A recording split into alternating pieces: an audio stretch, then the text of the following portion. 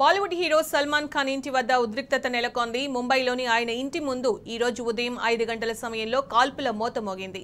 గుర్తు తెలియని ఇద్దరు దుండగులు 3 రౌండ్ల కాల్పులు జరిపారు. ఘటనా స్థలానికి చేరుకున్న పోలీసులు దర్యాప్తు చేపట్టారు.